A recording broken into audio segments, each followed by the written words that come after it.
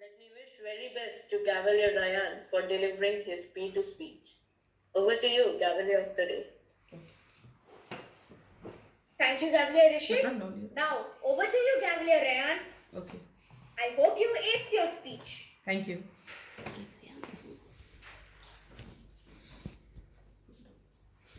It was a dark, scary night. I was fast asleep. When the clock struck 12, I woke up, hearing a knock at my door. Tuk tuk, tuk tuk, tuk tuk. Feeling so scared, I slowly went up to open the door.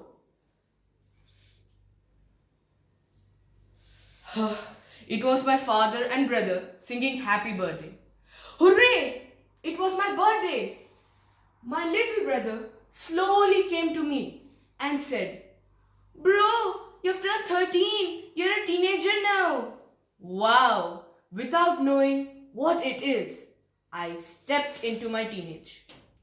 Respected Toastmasters, fellow Gaveliers, and Gavelier of the Day, a very good morning to all of you. Do you know what my father did immediately after wishing me happy birthday? He started sharing his pearls of wisdom in the middle of the night. He had a long list of advice, longer than a toilet roll, and started telling, Ryan, you're no more a kid now. You need to be more serious. The problem in the current generation is that they have no ambition and no direction. I don't want you to be like that. Already I was sleepy and I thought this overdose of advice could give me diarrhea to make it worse. To escape from that midnight sermon, I said, I promise you, Dad, I won't be like that. I will make you and Mom feel proud of me. And that's how my teenage started. So first, let's see what is a teenager and who is a teenager. A teenager is a person who can hear One Direction songs from 3 miles away, but usually cannot hear his or her mom calling from the next room.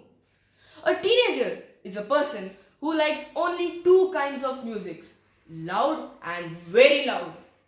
A teenager is a person who thinks that a clean room is a clear path from the door to his or her bed. A teenager is a person who is ready for an apocalypse but not ready for the math test tomorrow. Now let's move on to the struggles a teen usually face. The first one is waking up in the morning. 6:30 a.m. in the morning. The alarm screams at the top of its voice, breaking my sweet slumber. I struggle to check the time with my half-opened eyes. Oh, it's just 6:30. My bus comes at 6:35. I guess I can sleep for another 4.5 minutes. And that's where I made a mistake. You must have heard about bed coffee, isn't it? Isn't it, guys? My mom gives me bed bath by splashing water on me. Before I am confronted with my screaming mother and a drenched bed. My mom shouting, It's 6:35, wake up, Ryan. Now you people tell me, whose fault is this? How many of you think it's my fault? And everyone can raise their hand. How many of you think it's my fault? Yeah. How many of you think it's my mom's fault? Okay. I disagree with all of you. It's the fault of Sir Isaac Newton. Ask me why. It's because Newton's first law of motion states that a body that is at rest will stay at rest until an external force acts upon it. The second struggle is our dressing. In my 14 years of existence on this planet, I never remember my mom not objecting to the clothes I wear.